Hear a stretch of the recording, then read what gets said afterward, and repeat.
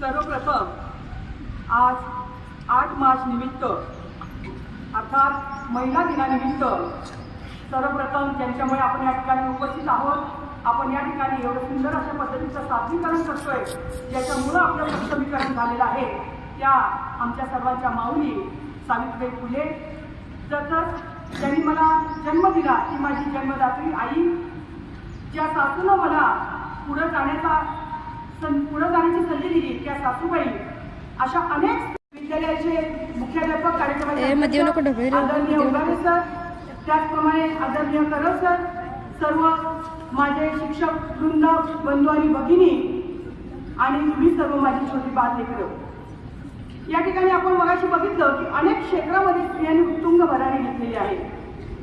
त्यामध्ये विविध क्षेत्रातील आघाडीच्या महिला अगदी रिक्षापासून अंतरिक्षापर्यंत ज्यांनी बदल मांडली अशा सर्व महिलांचा उल्लेख करणारा एक छोटासा कार्यक्रम आपण या ठिकाणी सादर केलेला आहे. पण या ठिकाणी एक मुद्दा मला कधी भेटला माग हवे ते माग म्हणाला, म्हणे न प्रभू रे माझे सारे जीवन दे तू ममगाळाला, देव तरी मज कधी भेटला. साने गुरुजी जे आपल्याला सर्वांना ज्ञात आहे, या साने गुरुजींना घडवलं ती म्हणजे त्यांची आई यशोदा.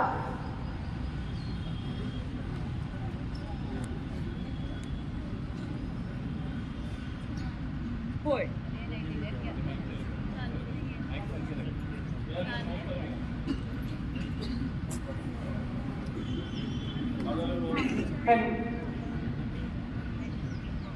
नमस्कार.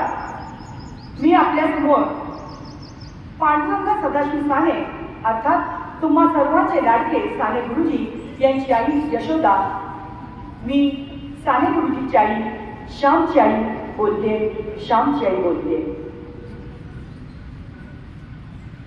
एकदा श्याम हॉस्टेलमधून घरी आला आणि एकाला खूप धुणं घेऊन आला.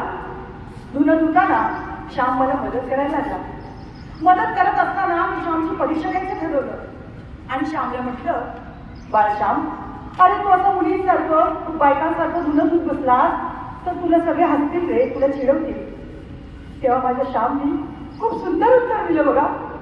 श्याम म्हणाला, आई अगं हे अंथरूण मी वापरतो, हे अंथरूण मी पांघरतो, तेव्हा जर मला लाज वाटत नसेल तर मग ते धुवायला कशाची लाज? असं उत्तर माझ्या विचारलं होता आणि माझ्या परीक्षेत माझा श्याम पास झाला होता. बाळांनो, आज तुम्ही देखील काय करताय की आपल्या आईला मदत करताना आपल्याला लाज वाटते का? हा प्रश्न प्रत्येकाने आपल्याला विचारायचा आहे. ती आई दिवसभर प्रयत्न तुमच्या समोर करते. होय, मी श्यामची आई बोलते, मी श्यामची आई बोलते. बाळांनो, एकदा असंच झालं. आईने स्वयंपाक केला. दिवसभर गावात कष्ट करून आई दमलेली होती. पूर्वीच्या काळी अशी पद्धत होती की सगळ्यात आधी घरातील पुरुषांनी जेवायचं आणि नंतर स्त्रियांनी जेवायचं. आणि अशाच पद्धतीनं ती दोघंही जेवायला बसली. दोघांनी जेवलं. खूप छान पद्धतीनं नेहमीप्रमाणे दोघं जेवली आणि जेवल्यानंतर थोड्या वेळा हात धुतल्यानंतर शांतपणे बसलेले असताना आई म्हणाली, चला आता मी जेवून घेते. आई जेवायला गेली. आईने ताटामध्ये जेवण घेऊन वाढून घेतलं आणि पैसे वगैरे गेले आणि थोड्या वेळाला चहा घेऊन बाहेर आली तर पाहुणे जरा अस्वस्थ वाटले. मग त्यांनी आईने विचारलं पाहुण्याला, काय झालं, तुम्ही काय झालं? तर ते म्हणाले की अहो मी मगाशी येताना पैसे घेऊन आलो होतो, ह्याचे काही पैसे दिसत नाहीये. आता घरामध्ये फक्त होतं श्यामची आई आणि ते पाहुणे. त्यावेळेला श्यामच्या आईला थोडासा शंका आली. तिने कडेला जाऊन बाजूला जाऊन श्यामला विचारलं. त्यावेळेला ती नाही होय केली. ते पाहुणे मध्यस्थी केले, म्हणजे राहू दे हो, माझ्याकडूनच कुठेतरी हरवले असतील, तुम्ही काय तसं काय बोलू नका त्याला. आणि पाहुणे निघून गेले. पाहुणे निघून गेल्यावर आईचं हृदय गलबलून आलं आणि तिला कळून चुकलं की हे पैसे गेलेत म्हणजे श्यामनेच पैसे घेतले असणार आहे. तिने श्यामला जवळ बोलवलं आणि श्यामला विचारलं, तू पैसे घेतलेस? श्याम म्हणाला, नाही आई, मी पैसे घेतलेले नाहीये. पुन्हा विचारली. श्याम, मी पुन्हा एकदा विचारते, तू पैसे घेतलेस? पुन्हा एकदा श्याम आईच्या भिंतीने म्हणाला, नाही ग आई, खरंच मी ते पैसे घेतलेले नाहीये. त्यावेळेला पुन्हा एकदा श्यामच्या आईनं मग चुलीतलं लाकूड घेतली आणि विचारली, आता तरी खरं बोल, तू पैसे घेतलेस की नाही? त्यावेळेला घाबरून श्यामने कबूल केलं की आई होय, मी पैसे चोरले. आईच्या डोळ्यातून घळघळ अश्रू व्हायला लागले की हेच का माझे संस्कार? श्याम तू असं का केलंस? मला तिने ती डांगरी श्यामच्या हाताला लावली. श्याम चोरात उडाला. आई इकडे वाचत होती, पण श्यामला मात्र आईच्या डोळ्यात अश्रूचं जास्त दुखलं होतं. श्यामला आईने भांडले असं वाईट वाटत नव्हतं, पण श्यामला आईच्या मनातून आपण उतरलो या गोष्टीचं फार वाईट वाटत होतं. मग श्यामच्या आईनं त्याला जवळ घेतलं आणि तिला मलमपट्टी केली आणि म्हणाली, बाळ श्याम, तू असं का केलंस बरं?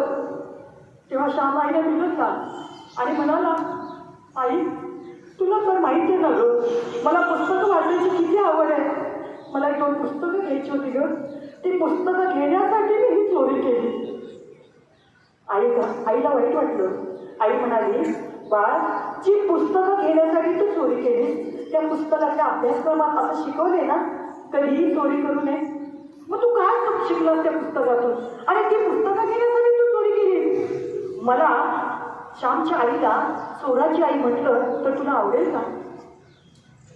श्याम खूप रडायला लागला आणि आईला मिठी मारली आणि म्हणाला, आई माझं चुकलं, आयुष्यात पुन्हा